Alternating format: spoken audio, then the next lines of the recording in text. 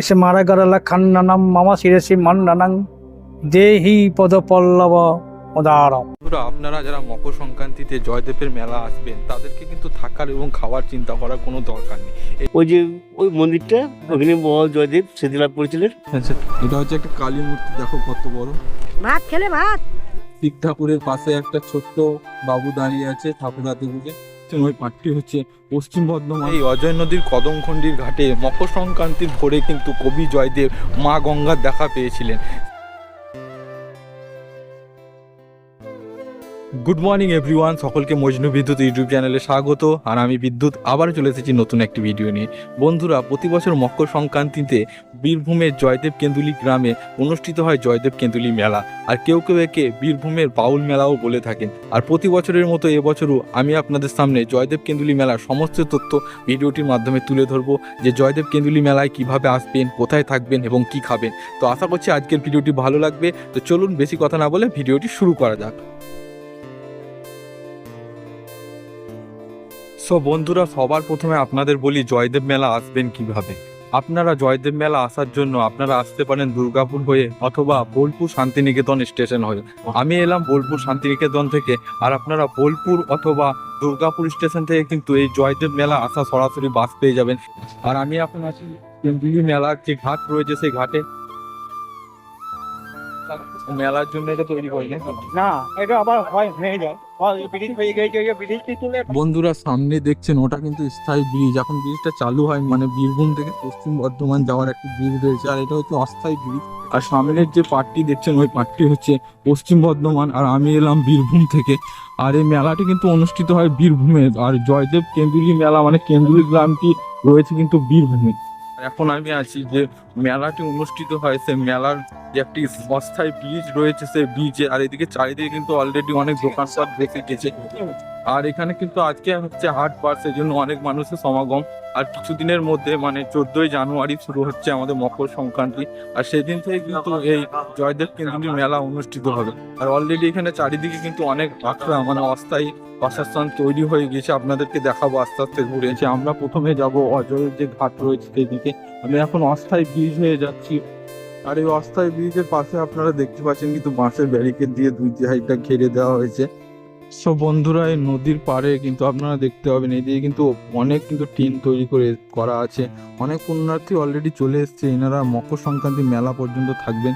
আর যে বড় প্যান্ডেলগুলি দেখছেন এগুলো কিন্তু এক একটি আখড়া। এই আখড়াগুলিতে কিন্তু বাউল গান, কীর্তন গান টোটালি দিন রাত্রি চলবে। আপনারা মকর সংক্রান্তির দিন এলে আপনারা কিন্তু দেখতে পাবেন।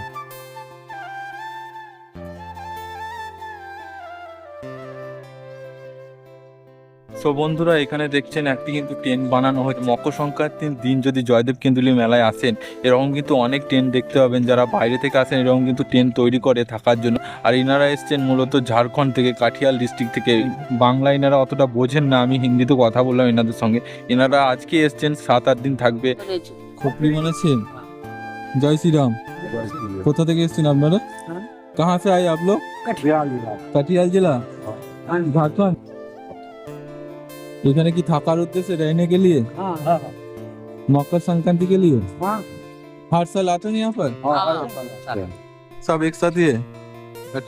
কি তৈরি করছেন খাবার? কি খাবার এটা? सातू। अच्छा अच्छा, बढ़िया है। बेंगली समझते हैं आप लोग? बेंगली। আপনার কোথায় বাড়ি? বীরগঞ্জ। ভাত খেলে ভাত। কবে এলে? আজকে এসছে। জায়গা দিচ্ছে না। জায়গা দিচ্ছে না মানে? ওইখানটা ভেঙে দিলে জায়গা। গাবাতে করেছি দিয়ে ফটো তোলা যাইছে। এখানে বাবু উঠাচ্ছে, এটা ভিডিও ছাড়বে। বন্ধুরা, মকর সংক্রান্তি উপলক্ষে এই চারপাশের গ্রামের মানুষজন কিন্তু এখানে অনেক মূর্তি নির্মাণ করেন। এখানে কিন্তু এক দাদার সঙ্গে আমার দেখা হলো, গত বছরও আমি এসেছিলাম, ওই দাদার সঙ্গে আমার দেখা হয়েছিল। উনি এখানে কিন্তু একটি শিবলিঙ্গ তৈরি করছে।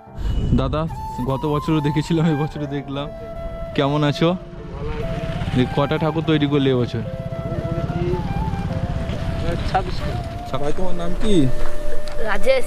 এই মূর্তিগুলো তুমি বানিয়েছো? হ্যাঁ। কি কি মূর্তি বানিয়েছো? কালী, পদ্মবতী। আচ্ছা আচ্ছা, রাধা কৃষ্ণ সব তুমি বানিয়েছো? তোমার বাড়ি কোথায়? কি কবিতা? জয়দেবের এখানে? হ্যাঁ। আচ্ছা আচ্ছা। এখানে আর একটি ভাই রয়েছে, ওই ভাইও কিন্তু এখানে অনেক মূর্তি তৈরি করেছে, আপনাদেরকে দেখায় ঘুরে ঘুরে। এটা হচ্ছে একটা কালী মূর্তি, দেখো কত বড়। আর একটি রয়েছে কালী। কি ধরে আছো এটা হাতে তুমি? কি ওটা? ঠাকুর। কি ঠাকুর? এখানে এক বাবু সতীর দেহত্যাগের একটি ঠাকুর হাতে নিয়ে দাঁড়িয়ে আছে। আর এটা কি ঠাকুর?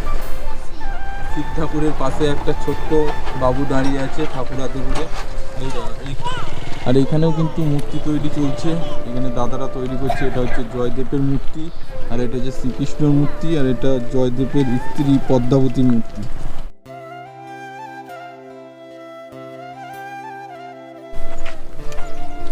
এটা কালী ঠাকুর হচ্ছে নাকি? হ্যাঁ।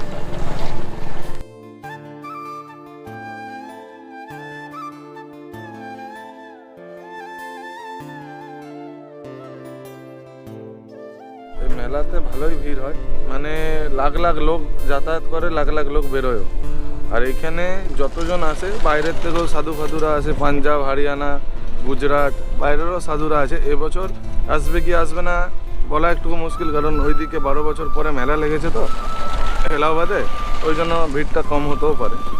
হ্যাঁ, এই রাস্তা দিয়ে মানে গাড়ি পেরোনো বহুতই মুশকিল। এমনি লোকে ওই ওই সামনের থেকে ওই বাসগুলো দাঁড়িয়ে আছে দেখবেন, ওইখান থেকে লোকে এত দূর পুরো মেলাটা পায়ে হেঁটেই পরিক্রমা করে। আর এই ব্যারিকেডের পাশে আপনারা দেখতে পাবেন প্রচুর কিন্তু এখানে শিবলিঙ্গ তৈরি করা হয়েছে। এগুলো কাজ কিন্তু এখন সম্পূর্ণ হয়নি, কাজ চলছে। এটা শীত বানাবো, এই যে শীত হচ্ছে শিব ঠাকুর, ওই চাল পয়সা দেয়। আচ্ছা আচ্ছা। হ্যাঁ ওই মানে যারা স্নান করতে আসেন এখানে, হ্যাঁ, হ্যাঁ। স্নান করার পর দান ধ্যান করেন। হ্যাঁ দান দান করে তারপরে খাবার দাওয়া সমস্ত সব পাওয়া যায়। তো বন্ধুরা, এখানেও একটি কালী ঠাকুর তৈরি চলছে। আশা করি এগুলো মকর সংক্রান্তির দিন কমপ্লিট হয়ে যাবে। আর দুই পাশে আপনারা কিন্তু প্রচুর এরকম ছোট ছোট শিবলিঙ্গ দেখতে পাবেন। আর এখন অলরেডি চলে এসেছি আমি বীরভূম এবং পশ্চিম বর্ধমানের মাঝামাঝি জায়গায়। আমার পিছন দিকটা হচ্ছে বীরভূম আর সামনের দিকটা হচ্ছে পশ্চিম বর্ধমান।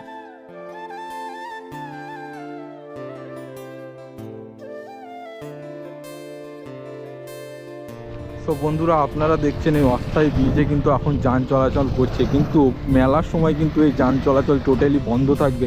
মানে এত মানুষের ভিড় হয় এখানে, তখন কিন্তু আপনারা এখানে চলাচল করার প্রচণ্ড অসুবিধা হয়, এই যান চলাচল সব বন্ধ থাকে তখন কিন্তু। তো বন্ধুরা, আমার পিছনটা হচ্ছে পশ্চিম বর্ধমান। যারা দুর্গাপুর থেকে আসবেন, নদীর ওই পার পর্যন্ত কিন্তু বাস আসবে, ওখানে নামিয়ে দেবে। তারপর আপনাদেরকে এই অস্থায়ী ব্রিজ হয়ে আস্তে আস্তে যেতে হবে বীরভূমের দিকে। আর বীরভূমেই কিন্তু সেই জয়দেব কেন্দুলি মেলা অনুষ্ঠিত হয়, আমি এখন সেই দিকেই যাচ্ছি। আর রাস্তার দুপাশে আপনারা দেখতে পাবেন কিন্তু অসংখ্য প্রতিমা নির্মাণ করা হয় প্রতি বছর। আর এখানে যারা জয়দেব কেন্দুলি মেলায় স্নান করতে আসেন পুণ্য লাভের আশায়, তারা কিন্তু স্নান সেরে প্রতিমাদের সামনে কিন্তু অনেক দান ধ্যান করেন। সেই উদ্দেশ্যে কিন্তু এই প্রতিমাগুলো নির্মাণ করা হয়। হ্যাঁ। সব বন্ধুরা, এই যে দেখছেন পিছনে অজয় নদীতে যে ঘাট রয়েছে, এই ঘাটে কিন্তু মকর সংক্রান্তির দিন প্রচুর মানুষের কিন্তু ভিড় হবে। এখন ফাঁকা ফাঁকা দেখছেন, মকর সংক্রান্তির দিন এলে আপনারা দেখতে পাবেন। আর ওই যে ওই গাছটা আছে না, ওই যে বীজটা হচ্ছে না, ওই নতুন যে ব্রিজটা হয়েছে, হ্যাঁ হ্যাঁ, তার এই দিকে সাইডে যে শ্মশানটা আছে, হ্যাঁ, ওটা হচ্ছে আসল কদমপল্লী ঘাট। ওই যে ওই মন্দিরটা, ওখানে জয়দেব স্মৃতিলাভ করেছিলেন। আচ্ছা আচ্ছা। জয়দেব মন্দিরে পূজারি পূজা করতেন, আর সময় বাস করতেন কদমপল্লীতে।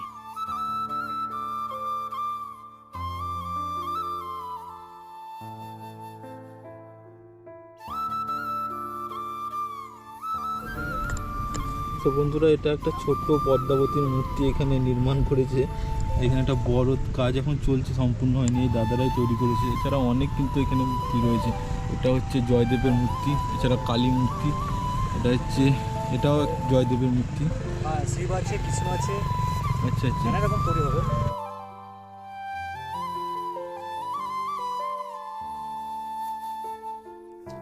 তো যে মূর্তিগুলি দেখছেন, এই মূর্তিগুলো কিন্তু মকর সংক্রান্তির দিন সম্পূর্ণ হয়ে যাবে। আর এই দাদারাই বানাচ্ছেন। এখানে অনেক কিন্তু ছোট ছোট খুব সুন্দর সুন্দর মূর্তি এই দাদা কিন্তু তৈরি করেছে।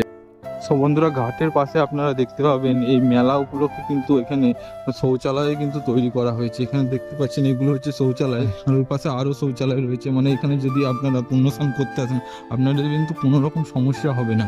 আর এদিকে কাজ চলছে, এগুলো সব জঙ্গলগুলো পরিষ্কার করা হচ্ছে। আর এদিকে কিন্তু অনেক মূর্তি রয়েছে। আর আমি এখন আছি একদম অজয়ের নদীর ঘাটের দিকে। সো বন্ধুরা, এই অজয় নদীর কদমখণ্ডির ঘাটে মকর সংক্রান্তির ভোরে কিন্তু কবি জয়দেব মা গঙ্গার দেখা পেয়েছিলেন। সেই উদ্দেশ্যে কিন্তু প্রতি বছর মকর সংক্রান্তির দিন প্রচুর পুণ্যার্থী এখানে স্নান করতে আসেন পুণ্য লাভের আশা। সেই কারণে এখানে কিন্তু মেলা অনুষ্ঠিত হয়, যাকে জয়দেব কেন্দুলি মেলা বলা হয়ে থাকে। আর প্রতি বছরের মতো এবছরও মকর সংক্রান্তিতে অনুষ্ঠিত হতে চলেছে জয়দেব কেন্দুলির মেলা।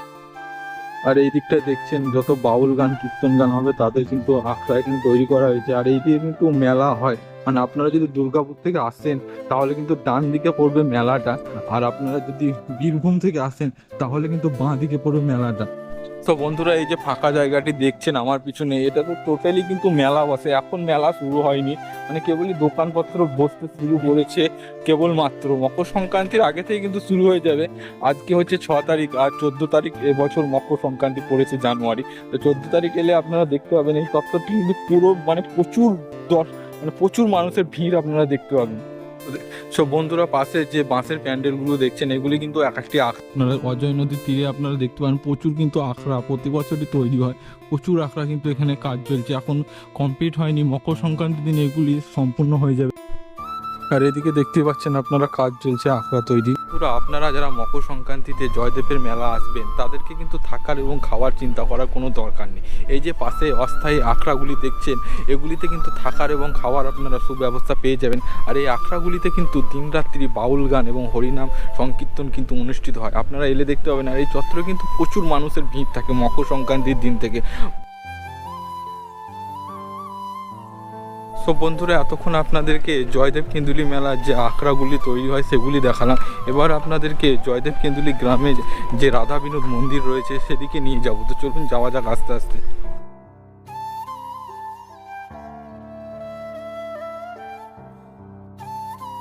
সব বন্ধুরা, আমি এখন আছি জয়দেব কেন্দুলি গ্রামে যে রাধা বিনোদ মন্দির আছে সেই মন্দিরের সামনে। আমার পিছনে দেখছে রাধা বিনোদ মন্দির।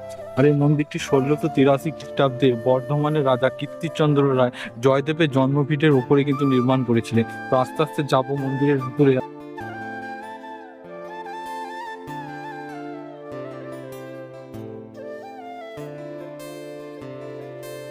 সো বন্ধুরা, এই রাধা বিনোদ মন্দিরের সামনে আপনারা দেখতে পাবেন এখানে কিন্তু এই মন্দির সম্পর্কে বই পেয়ে যাবেন, এছাড়া ছবি পেয়ে যাবেন, এছাড়া এখানে পুজো দেওয়ার সামগ্রী পেয়ে যাবেন।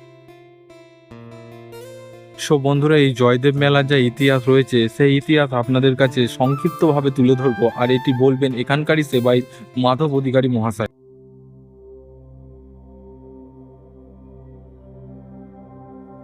এটা ছিল কেন্দুলি গ্রাম। পরে যখন জয়দেবের জন্ম হলো জয়দেব কেন্দুলি, কবি জয়দেব উনি যেতেন এখান থেকে কাটোয়া গঙ্গায় স্নান করতে 365 দিন, অর্থাৎ রোজ।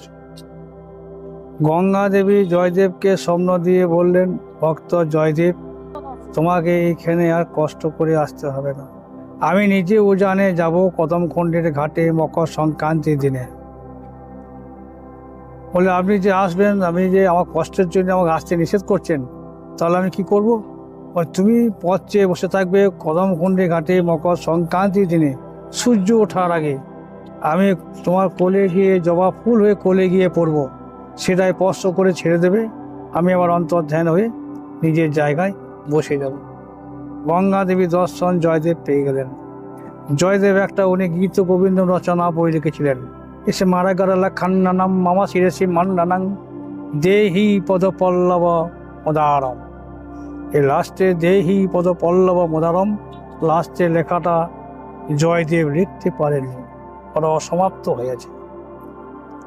ওই অসমাপ্ত পরে জয়দেব উনি ওইভাবে অসমাপ্ত হয়ে গেল, উনি কদমখণ্ডের ঘাটে স্নান করতে গেলেন, গঙ্গা দেবী দর্শন পেয়ে গেলেন। তখন ছোট্ট করে উনি একটা মেলা বসে গেলেন, সংক্রান্তি, পয়লা, দোসরা, 3 দিন। 3 দিন মেলা বসে গেলেন। অন্ন ছত্র বস্ত্র বিতরণ উনি দান করে গেছেন। আজকে এত যে আশ্রম হচ্ছে, এই আশ্রমগুলা সব জয়দেবের জন্যে। উনি দেখিয়ে গেছেন রাস্তা, আস্তে আস্তে তখন আশ্রম হতো 2, 4, 5টা, এখন চলে গেছে 500-700 পরে। জয়দেব স্ত্রী পদ্মাবতী, জয়দেব স্মৃতি বিগ্রহ রাধা বিনোদ, এটা পুজোরই বিজ্ঞ এই দিনে রাধাকৃষ্ণ স্নান হয় রাতে বেলায় আবার সকালে তোলা হয়।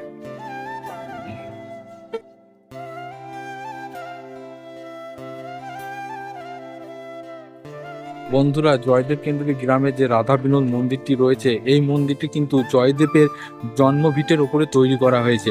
আর পতিত আগের যে মন্দিরটি ছিল, সেই মন্দিরটি কিন্তু লক্ষণ সেনের সহযোগিতায় স্বয়ং জয়দেব তৈরি করেছিলেন। আর এই যে মন্দিরটি দেখছেন, এই মন্দিরটি কিন্তু টোটালটি টেরাকোটার কাজ আগেকার দিনে ইট কেটে কেটে তৈরি করা হয়েছে, আপনারা লক্ষ্য করলে দেখতে পাবেন। বন্ধুরা, জয়দেব কেন্দুলিতে যে রাধা বিনোদ মন্দির আছে, সে মন্দিরে কিন্তু এনাকে আপনারা দেখতে পাবেন। গত বছরও আমি দেখেছিলাম, এবছরও দেখেছি এনাকে। এনার নাম দেবদাস বৈরাগ্য। এনার কিন্তু বহুরূপী মানে আইডি কার্ডও রয়েছে। এনাকে প্রতি বছরই আমি দেখতে পাই, এবছরও দাদার সঙ্গে দেখা হয়ে গেল, ভালো লাগলো। সো বন্ধুরা, আজকের ভিডিওটি কেমন লাগলো নিচে কমেন্ট করতে ভুলবেন না। আর ভিডিওটি ভালো লেগে থাকলে লাইক, কমেন্ট এবং শেয়ার করে সকলকে দেখার সুযোগ করে দিন। আর ভবিষ্যতে এরকম ভিডিও পাওয়ার জন্য চ্যানেলটিকে অবশ্যই সাবস্ক্রাইব করে রাখুন। আবারও দেখা হচ্ছে নতুন একটি ভিডিওতে। সবাই ভালো থাকবেন, সুস্থ থাকবেন।